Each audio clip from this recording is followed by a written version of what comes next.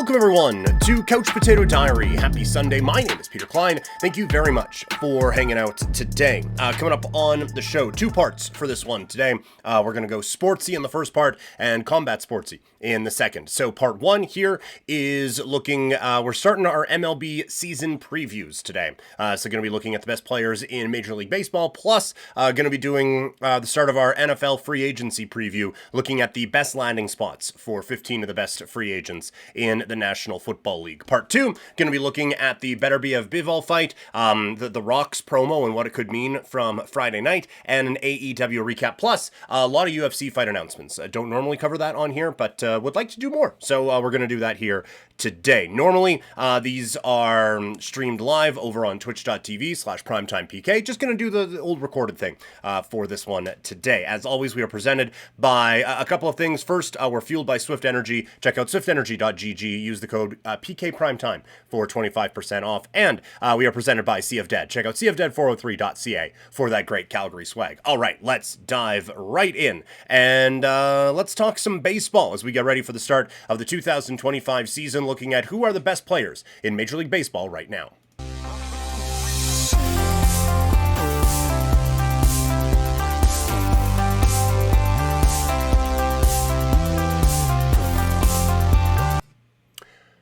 So, the Major League Baseball season is about to commence, and spring training is now underway, and so it is the start of our season previews. And I always like to take a look at where we are in Major League Baseball right now, looking at who are the best players in Major League Baseball. So let's start at the bottom and work our way up. Number 10, we are going to go with Zach Wheeler. I don't have many pitchers on this list. I still think Wheeler is legitimately one of the best arms in the game, and I think that he gives the Philadelphia Phillies just an absolute lockdown ace at the top of that rotation, and someone who you have a great amount of fear for when you are facing them in the postseason.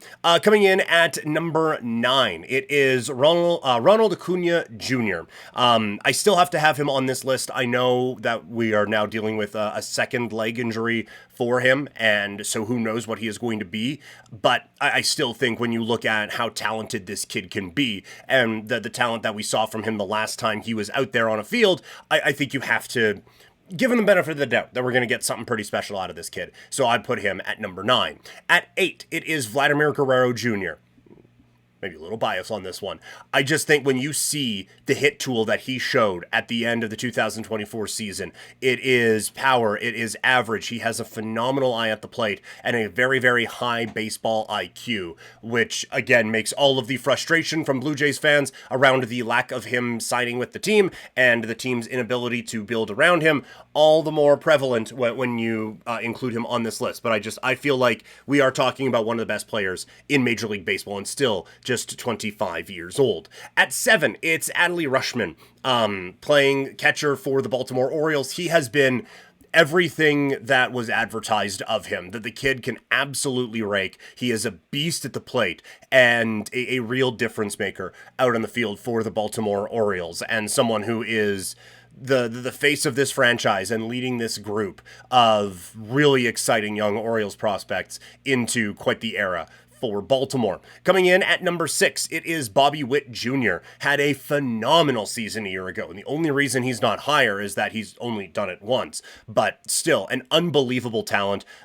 Speed, hit, all of it. He is such an incredible ball player, and again, for a Kansas City Royals team that maybe overachieved a little bit last year, to have him be your kind of standard bearer there is a great place to start for the Royals. At 5, it's Garrett Cole.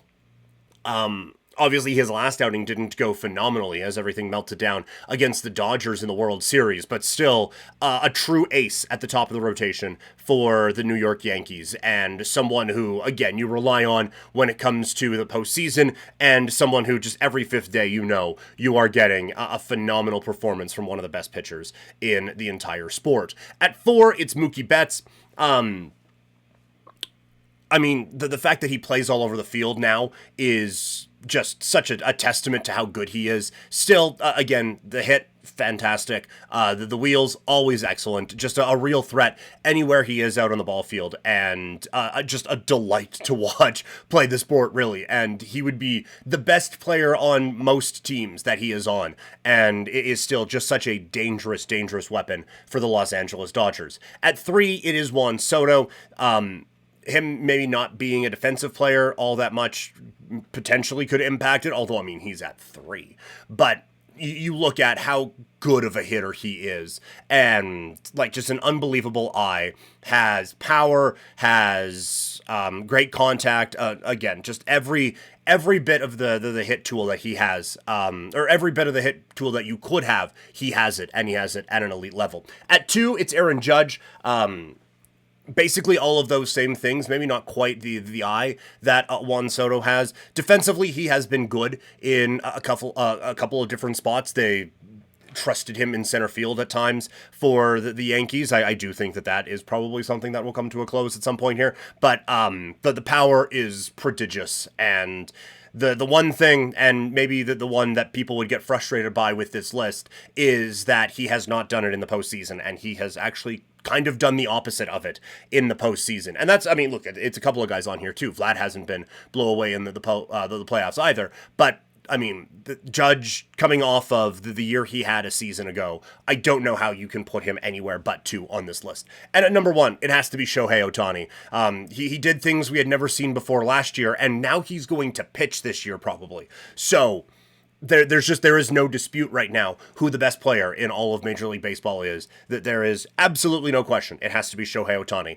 at the top of this list. So here is your top 10. At 10, it is Zach Wheeler. 9, Ronald Acuna Jr. 8, Vlad Guerrero Jr. At 7, it is Adley Rutschman. At 6, Bobby Witt Jr. 5, Garrett Cole. 4, Mookie Betts. 3, Juan Soto. 2, Aaron Judge. And number 1 in all the land right now is Shohei Ohtani. We will continue with the baseball previews throughout the next basically month as we get ready for the start of the 2025 Major League Baseball season. Let's shift gears now. As we get ready for one season, we get ready for another off season, as the National Football League is done. We're talking on a Sunday and there's no football, but it really never stops, does it? So today we're going to look at the off season. We have previewed the off seasons for every team. Now we figure out where some of these free agents are going to go. So today we're going to look at 15 of the top free agents in the National Football League and see where would be the best landing spot for all of them. So let's talk about it.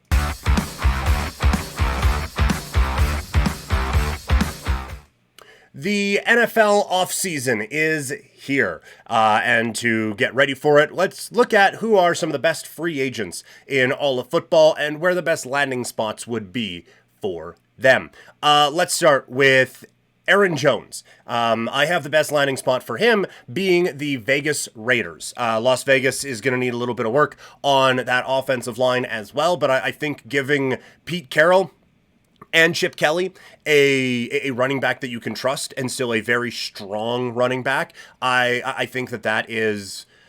It seems like that's the way that these guys are going to want to go, and Vegas very obviously doesn't have that in their room right now, so give them a guy who I think still can put up some pretty good numbers. Aaron Jones going to Vegas, I think, would be one of the better landing spots for him. And honestly, the best landing spot still might be just don't leave Minnesota. I think that team is so close to being a very dangerous football team right now. At 14, Dre Greenlaw. I have him with the Arizona Cardinals. I think when you look at Arizona's need for some veteran leadership and just talent on the defensive side of the football and their mucho salary cap space, I think Greenlaw, institutional knowledge in the NFC West, I think all of that works out pretty well. And so I think Greenlaw going to Arizona actually makes quite a bit of sense for him to just kind of be the guy with that particular football club. At 13, Cam Robinson, offensive tackle. I have him going to New England. Again, the Patriots have a ton of salary cap space, and they can spend it. So, and they need to on the offensive line. So I think this one makes all the sense in the world of Cam Robinson going and trying to help solidify that offensive line with the New England Patriots. At 12, Hassan Reddick. I also have him going to the Vegas Raiders. Full disclosure, I am a Raider fan. I promise this isn't going to have too much of a Raider lean on. It's not just going to be like every other one. Like, oh yeah, Raiders.